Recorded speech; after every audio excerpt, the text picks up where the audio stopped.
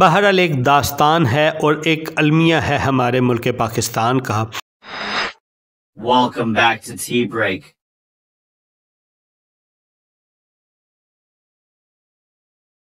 अस्सलाम वालेकुम, welcome back to tea break. आपका लुकमान सुलेमानी आपके सामने। व्यूअर्स कैसे हैं आप? ठीक हैं? उम्मीद है इंशाल्लाह ठीक होंगे।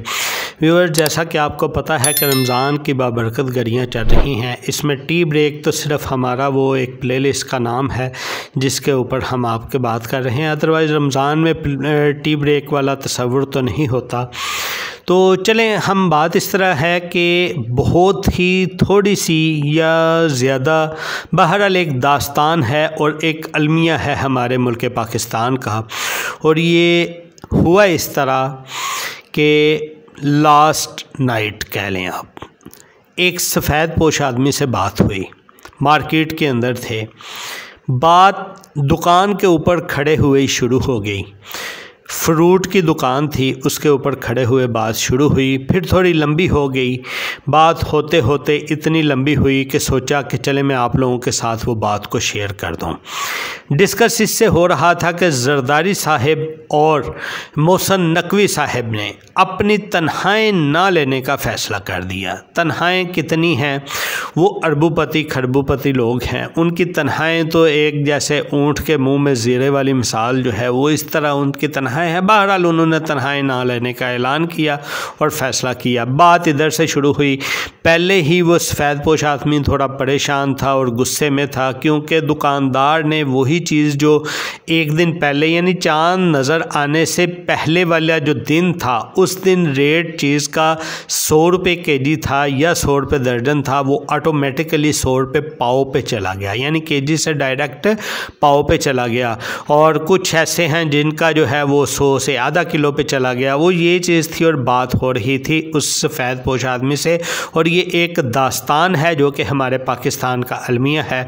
इससे पहले कि मैं तफसील आपको बताऊं, आप लोगों से रिक्वेस्ट कर लेता हूं कि चैनल को सब्सक्राइब कर लें, बेल के बटन को ऑन कर लें।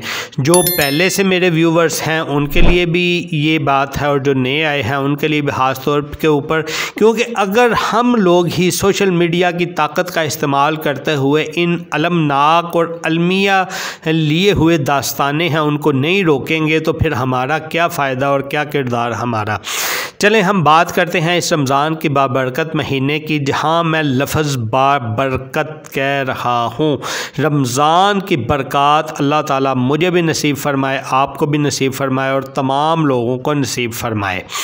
बाबरकत, एक सफ़ेद पोश आदमी बरकत किस चीज़ को समझ लेता है, हालांकि असल में होती और है, लेकिन एक अलमिया है, दास्तान है, वो किस चीज़ को समझ लेता है, वो इस चीज़ को समझता है। अब उसका कहना ये था कि बात उससे सवालन जवाबन हुई, लेकिन आपको एक स्टोरी के तौर पे बता देता हूँ।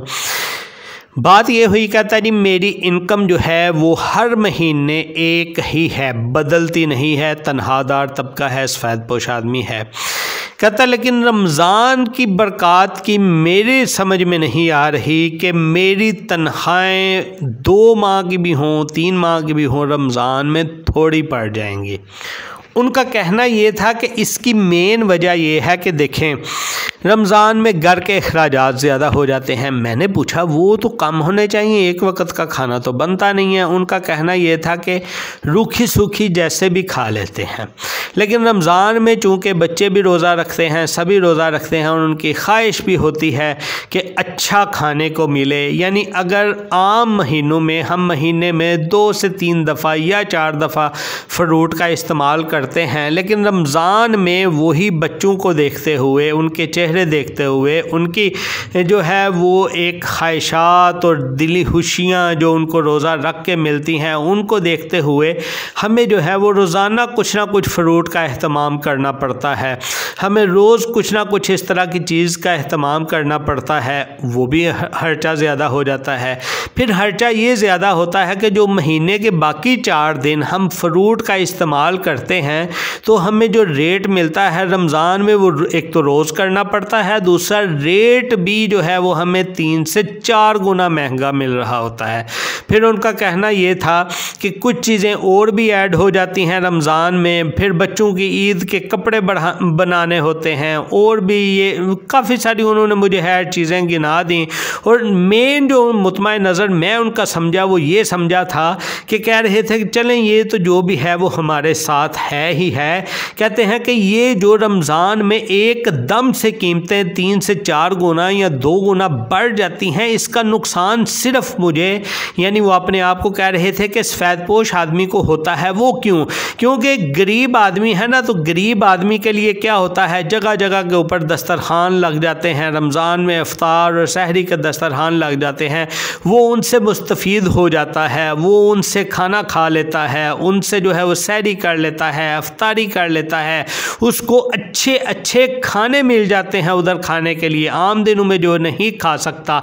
लेकिन कहता है मेरे बच्चों का क्या हाल है कि सारा साल 11 महीने हम सफ़ेदपोशी में रहते हुए उनको यही कहते हैं बेटा किसी से कोई चीज़ लेके नहीं खानी, किसी से कुछ लेके नहीं खाना। तो अब क्या हम इन दिनों उनको उठाएं और उठा के उन दस्तरखानों में जाके बिठा दें? ऐसा तो नहीं होगा। फिर उनका कहना था कि अमीर लोग जो हैं, अमीर लोगों को ये बढ़ती हुई कीमतों से नुकसान नहीं होता, उनको कोई दिक्कत नहीं होती। वो किस तरह? उनका कहना ये था जी अल्लाह ने उनको इतना दिया होता है कि वो होलसेल रेट पे चीज़ें खरीदते हैं, वो परचून खरीदते ही नहीं, वो डेली की बुनियाद के ऊपर तो सब्ज़ी या फ्रूट लेते ही नहीं। उन्होंने क्या करना होता है, हफ्ते का इकट्ठा लेना है, महीने का इकट्ठा लेना है, या मार्केट बड़ी से लेना है जाके, यानी होलसेल रेट का वो फ़ायदा उठा लेते हैं।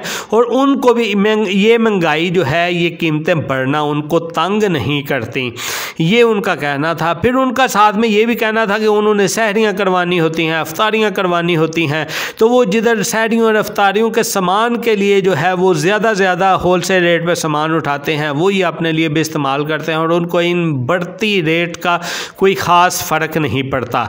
गरीब को इसलिए नहीं पड़ता, उसको वो गरीब से मुराद वो तबका है जो कि एक मज़दूर तबका या वो एक सफ़ेदपोश से भी निचले लेवल का तबका है। वो कहते हैं उसका तो ये है कि वो पहले ही वो जो दस्तरखान वगैरह लगते हैं उनसे फ़ायदा उठा लेता है, और हम लोग सफ़ेदपोश रह जाते हैं इस महंगाई की चक्की में पीसने के लिए। इस महंगाई की इस बढ़ती हुई कीमतों का नुकसान और किसी को भी नहीं होता, हमें होता है। सिर्फ ये सफ़ेदपोश लोग जो हैं, जो अपनी बड़म रखने के लिए किसी के आगे ना हाथ फैला सकते हैं, ना किसी दस्तरखान में जाके बैठ सकते हैं। मैंने उनसे कहा जी ये सहरियाँ इफ्तारियाँ तो अच्छी चीज़ है, ये तो एक बड़ी वो कहते हैं वो तो बात ठीक है, लेकिन ये अब सहरियाँ इफ्तारियाँ वो वाली हैं भी नहीं ना। ये तो वो एक है कि किसी को गरीब की वो मदद करने वाला सिस्टम है। कहते हैं वो इफ्तारियाँ तो हम किया करते थे ना अपने बचपन में, होता ये था कि गाँव का बड़ा या शहर का बड़ा अमीर जो है वो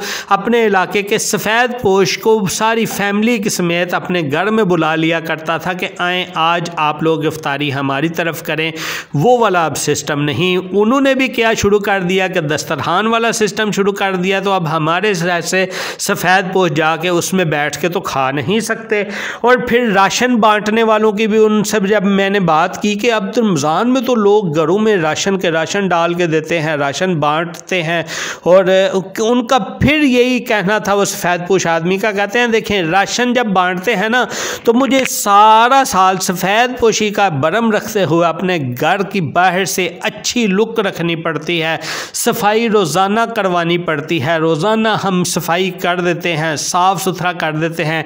किसी सूरत भी बाहर से गुज़रता हुआ शख्स ये नहीं गर्दानता कि इसको ज़रूरत है, वो क्या करता है उस घर वाले के पास राशन लेके जाता है जिसको ज़रूरत होती है, यानी जो बाहर से ही फटा पुराना मकान उसका नज़र आता है, टूटा हुआ नज़र आता है, यानी वो उसमें भी वो लोग यानी फ़ायदा ले जाते हैं, उसमें भी सफ़ेद पोश जो है वो पिस जाता है, उसको भी वो राशन वाला भी फ़ायदा नहीं होता। तो यानी उनकी जो बात भी मैंने की उनके साथ, उन्होंने आगे से मुझे यही बोला कि सफ़ेद पोश इसमें भी पिस रहा है, सफ़ेद पोश इसमें भी पिस रहा है, इसमें भी पिस रहा है। मैं अलग बैठा, उसी दिन बैठा यानी कल के दिन बैठ के मैंने सोचा, फिर एक मैं इसके ऊपर ना लिखने लगा था पोस्ट कहानी फेसबुक के ऊपर। फिर मैंने सोचा वीडियो पैगाम बनाते हैं, बाकी लोगों से भी रिक्वेस्ट करते हैं कि इस चीज़ की तरफ देखें। वाकई ही ऐसा है कि हमारा वो मुतवस्सित तबका, सफ़ेद पोश तबका जो है वो अपने सफ़ेद पोशी के बरम के अंदर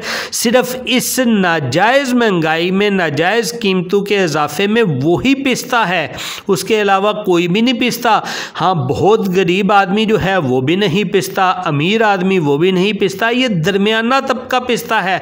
तो खुदारा इस दरमियाने तबके का ख्याल करते हुए ताजरों से रिक्वेस्ट ये है कि आप ना इस तरह किया करें, बिला वजह की कीमतें ना बढ़ाया करें। इसी के साथ साथ हुकूमत से रिक्वेस्ट है कि इस चीज़ को देखें कि ऐसा क्या हर बम फूटता है कि 11 महीने जो चीज़ सस्ती है वो चीज़ आप लोग महंगी कर देते हैं इस महीने में। और आपकी हुकूमत का चेक एंड बैलेंस क्या सिर्फ मॉडल बाज़ारों तक रह गया, जहां इस्तेमाल के काबिल चीज़ भी नहीं होती, या सिर्फ यूटिलिटी स्टोर तक रह गया, जिस जगह के ऊपर आप रेट तो वेज़ा कर देते हैं उधर चीज़ मिलती ही नहीं। वो सफ़ेद पोश आदमी क्या करेगा?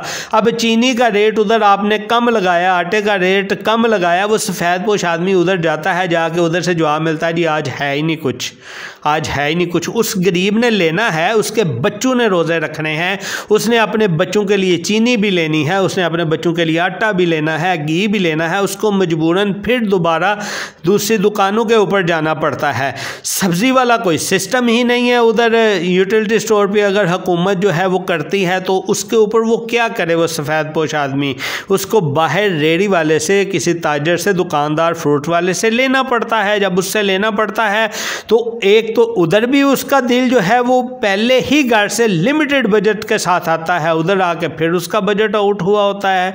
कैसे? एक सिंपल सी मिसाल, मैं मार्केट में 2 दिन पहले गया, रेडी के ऊपर 150 रुपये किलो बाकायदा स्ट्रॉबेरी लगी हुई थी, और स्ट्रॉबेरी इस तरह की थी कि बिल्कुल मरियल नहीं, ठीक थी, जो बहुत आला किस्म की थी वो 250 रुपये किलो लगी हुई थी। अभी देखें 200 रुपया पाइया बिक रही है, 100 रुपया पाइया बिक रही है। 100 रुपया पाइया एक बिल्कुल थकी सी जो है वो स्ट्रॉबेरी बिक रही है, यानी वो 150 वाली 400 रुपये किलो पे चढ़ेगी, और जो बहुत अच्छी है वो 600 से 800 तक जो है वो चली गई। फिर अगर कोई उसमें से अपनी मनपसंद थोड़ी सी चुन के लेना चाहता है, उसके लिए वो 100-200 और बढ़ा देते हैं। यानी ये एक अजीब सी चीज़ है। तो फिर मुझे वाकई उस सफ़ेद पोश आदमी ने जिससे मेरी बात हुई थी, नाम लेना मकसूद नहीं है, सिर्फ बात आप लोगों तक पहुंचाना मकसूद है कि इस चीज़ को आप लोग इतना शेयर करें, अपने सोशल मीडिया प्लेटफार्मों से शेयर करें, अपनी ज़ुबान में शेयर करें, लिख के शेयर करें कि खुदारा ये जो पाकिस्तान में रमज़ान में महंगाई का सैलाब आता है, इसको बाबरकत महीने को वो तबका जो बेचारा इसको फिर हर बरकत से नाला समझ रहा है, यार ये कौन ज़िम्मेदार है इसका? इस चीज़ को उठाएं, और इतना उठाएं कि कम अज़ कम लोगों को कोई समझ आ जाए, अक्ल आ जाए। मिलते हैं जी नेक्स्ट वीडियो में। अपना बहुत सा ख्याल रखिए। जाते हुए चैनल को सब्सक्राइब करते जाएं, बेल को बटन को भी ज़रूर ऑन कीजिएगा। अल्लाह हाफिज़।